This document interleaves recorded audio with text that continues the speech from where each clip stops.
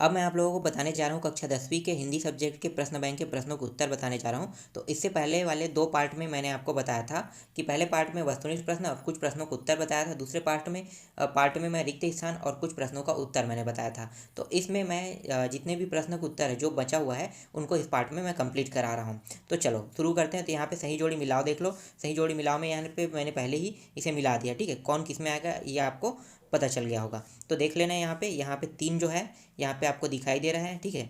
तो ये सभी के सभी सही जोड़ी मिल चुका है पहले से ही, ठीक है। यहाँ पे जो तीसरा वाला जो सही जोड़ी मिला हुआ है इसमें थोड़ा सा डाउट है। यहाँ पे जो ब खंड में है उसमें सही नाम नहीं दिया है, इसलिए यहाँ पे मैंने यहाँ पे सही नाम लिखने की कोशिश किया था, लेकिन मैं यहाँ पे इसे छोड़ दिया हूँ, ठीक है। ये वाला जो है ये गलत है। इसके बाद देख लो, नेक्स्ट देख लेते हैं। चौथा वाला जो सही जोड़ी मिला हो उसको देख लो। चौथा वाला सही जोड़ी मिला हो भी यहाँ पे आपको देखने को मिलेगा, ठीक है। तो ये सभी के सभी मिले हुए हैं और सही है इसका विकल्प। इसके बाद हम लोग एक वाक्य एक शब्द में उत्तर में आ जाते हैं, ठीक है। एक वाक्य वाले उत्तर में आते हैं। देखो यहाँ भी इसका आंसर हम दिखा देते हैं आपको। चलो यहाँ पे देखो, ये रहा इसका आंसर, ठीक है। तो यहाँ पे देखो खंड खंड में मैं आपको दिखा रहा हूँ। यहाँ पे 1 से 8 तक के देख लो, ठीक है। तो 1 से 8 तक के देखो। तो यहाँ पे शॉर्टकट में मैंने लिखा है, ठीक है। तो ये सभी इसके आंसर हैं, तो आप देख सकते हो। चलो मैं एक बार पढ़ के बता देता हूँ, ज़्यादा आसान रहेगा कि पढ़ के बताऊँगा तो कम से कम याद तो रहेगा, ठीक है। तो देख लेते हैं। सूरदास भक्ति काल की किस शाखा के कवि है? तो इसका आंसर आपको लेना है कृष्ण भक्ति। गोपियों के अनुसार राजा का धर्म क्या है? तो प्रजा का हित होना है। इसके बाद है सुर सरावली के कवि का क्या नाम है? तो सूरदास नाम है। क्षितिज भाग 2 में संग्रहित सूर्य के 4 पद कहाँ से लिए गए हैं? तो भ्रमर गीत से लिए गए हैं। गोपियों ने भ्रमर के बहाने किस पर व्यंग बाण छोड़े हैं? तो उद्धव पर छोड़े थे। इसके बाद छठवा है राम लक्ष्मण परशुराम संवाद रामचरितमानस के किस कांड से लिया गया है? तो बाल कांड से लिया गया है, इसका आंसर रहेगा। गोस्वामी तुलसीदास की मृत्यु कहाँ हुई थी? तो काशी में हुई थी।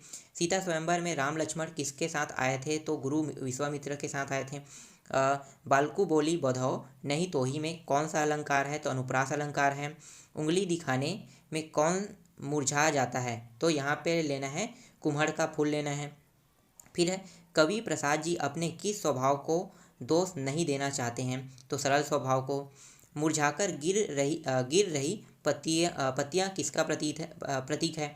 तो निराशा का प्रतीक है।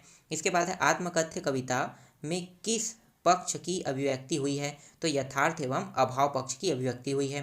प्रेयसी के कलोपों की लालिमा की तुलना किससे की गई है? तो उषा काल की अरुणिमा से। फिर 15वां प्रश्न है प्रसाद जी के आलिंगन में आते आते क्या भाग गया? तो जीवन का सुख भाग गया।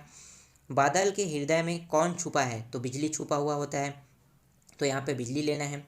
विश्व के सकल जन कैसे हो रहे हैं? तो यहाँ पे गर्मी से व्याकुल हो रहे हैं।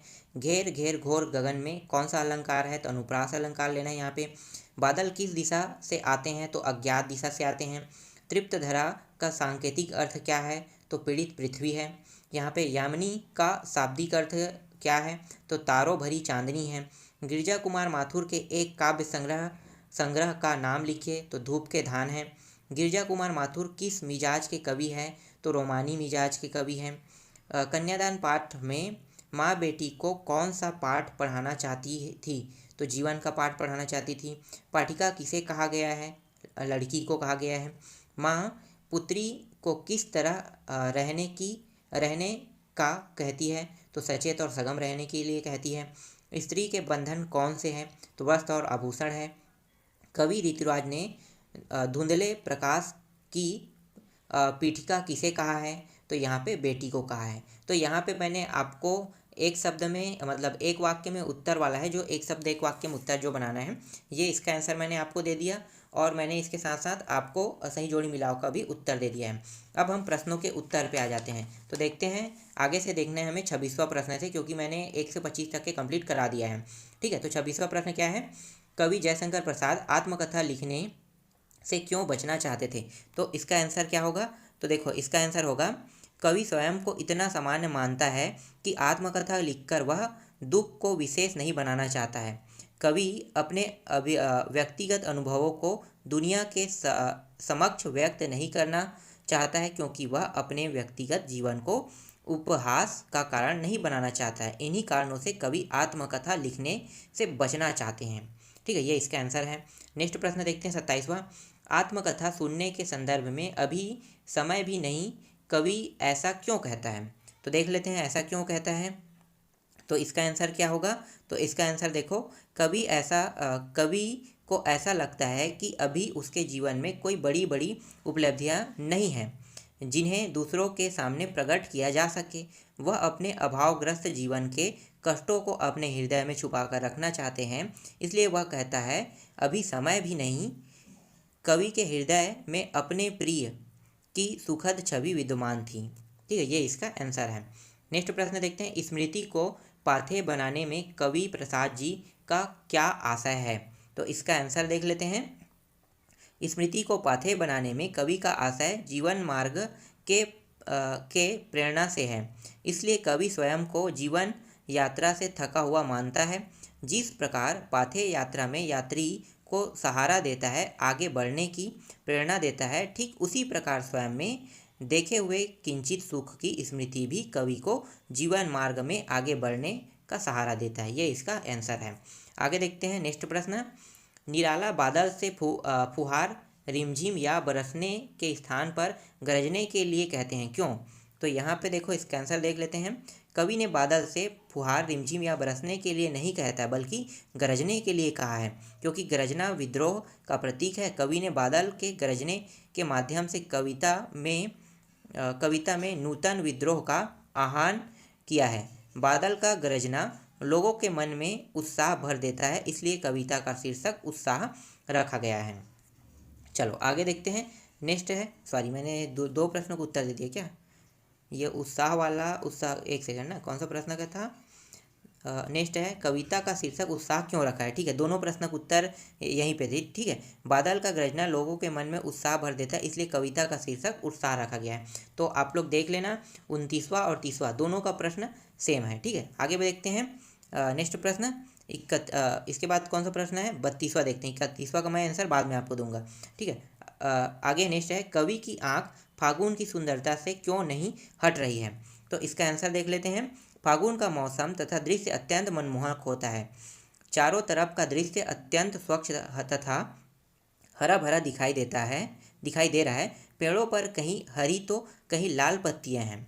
फूलों की मंद मंद खुशबू हृदय को मुग्ध कर लेती है, इसलिए कवि की आंख फागुन की सुंदरता से हट नहीं रही है। ठीक है, ये इसका आंसर है।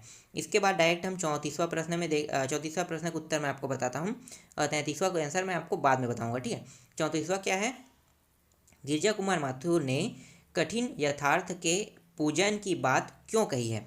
तो इसका आंसर देख लेते हैं। तो मनुष्य का जीवन कल्पनाओं के आधार पर नहीं टिकता है, वह जीवन के कठोर धरातल पर स्थित होकर ही आगे गीत करता है। कवि ने जीवन की कठोर वास्तविकता को स्वीकार करने की बात इसलिए कही है। ठीक है, आगे देखते हैं। नेक्स्ट प्रश्न है छाया वाला। ठीक है, छाया शब्द किस संदर्भ में प्रयुक्त हुआ है, कवि ने उसे छूने के लिए क्यों मना किया है। तो इसका आंसर देख लो, छूने के लिए क्यों मना किया है। तो यहाँ पे मैं शॉर्टकट में बता देता हूँ। ठीक है, आप पूरा आंसर देख लेना, क्योंकि दुख दुगने हो जाते हैं, इसलिए कवि ने उससे छूने से मना किया है। ठीक है, ये शॉर्टकट आंसर है। इसके बाद देख लेते हैं, नेक्स्ट प्रश्न देखते हैं।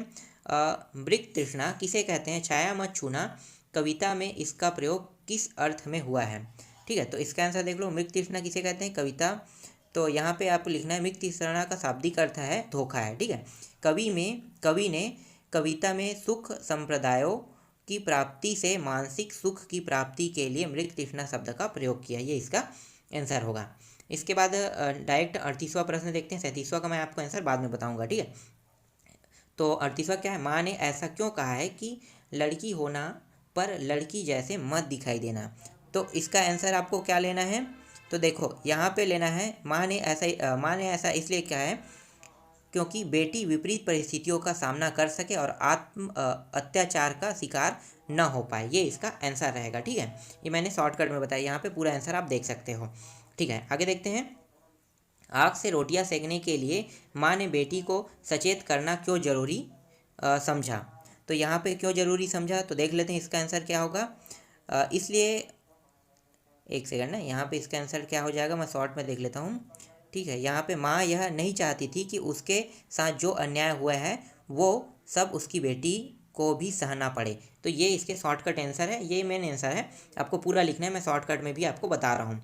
ठीक है, आगे देखते हैं नेक्स्ट प्रश्न। इसके बाद है माँ को अपनी बेटी अंतिम पूंजी क्यों लग रही है। तो उसकी माँ को अंतिम पूंजी क्यों लग रही है, तो इसका आंसर देख लो। वह बचपन से अपनी पुत्री को संभाल कर उसका पालन पोषण एक मूल्यवान संपत्ति की तरह करती है, इसलिए माँ को उसकी बेटी अंतिम पूंजी लग रही है, ये इसका आंसर होगा। आगे देखते हैं माँ ने बेटी को क्या क्या सीख दी है। तो माँ ने बेटी को क्या क्या सीख दी है, तो देखो यहाँ पे इसका आंसर लेना है जिस पानी में झांककर उसे अपनी परछाई दिखाई देती है, उसकी गहराई को भी वह भली भांति जान ले, कहीं वही उसके लिए जानलेवा सिद्ध न हो जाए, ये उन्होंने सीख दिया है अपनी बेटी को। चलो अब देखते हैं, जो प्रश्न मैंने छोड़ दिया था लास्ट में बताने के लिए कहा था, उन प्रश्नों का उत्तर देख लेते हैं। तो उत्साह कविता में बादल किन किन अर्थों की ओर संकेत करता है। तो देख लेते हैं किन किन अर्थों की ओर संकेत करता है। तो यहाँ पे इसका आंसर लेना है, यह एक तरफ पीड़ित प्यासे लोगों की आशाओं और आकांक्षाओं को पूरा करने वाले हैं, तो दूसरी तरफ वह नई कल्पनाओं और नए अंकुर के लिए विध्वंस, विलप और क्रांति चेतना की ओर संकेत करता है, ये इसका आंसर है। ठीक है, आप पूरा लिखना, मैं यहाँ पे आपको समझने लायक शॉर्टकट में आंसर बता रहा हूँ। ठीक है, आगे देखते हैं। फागुन में ऐसा क्या होता है जो बाकी रीतियों से भिन्न होता है। तो इसका आंसर क्या लेना है, तो यहाँ पे लेना है, फागुन में प्रकृति की शोभा अपने चरम पर होती है, पेड़ पौधे नए पत्ते, फल और फूलों से लद जाते हैं, हवा सुगंधित होती है, इस तरह फागुन में सौंदर्य बाकी ऋतुओं से भी भिन्न होती है, ये इसका आंसर होगा। चलो आगे देखते हैं। छाया मत छूना कविता में व्यक्त दुख के कारणों को स्पष्ट कीजिए। तो देख लेते हैं दुख के कारण क्या क्या हो सकते हैं। तो देखो, असफलता जिनकी याद कर हम दुखी होते हैं, धन, यश और बड़प्पन की चाहत जिसे पाने के लिए मनुष्य यहाँ वहाँ भटकता रहता है। ठीक है, ये सब इसके आंसर हैं। तो इसमें जितने भी प्रश्न उत्तर थे वो सारे प्रश्नों के उत्तर मैंने यहाँ पे प्रोवाइड करा दिया। अब सिर्फ बचा है भावार्थ वाला। ठीक है, तो भावार्थ वाला वीडियो को मैं नेक्स्ट पार्ट में पूरा कंप्लीट करा दूंगा। तो ये इकाई चौथे पार्ट में पूरा का पूरा कंप्लीट हो जाएगा।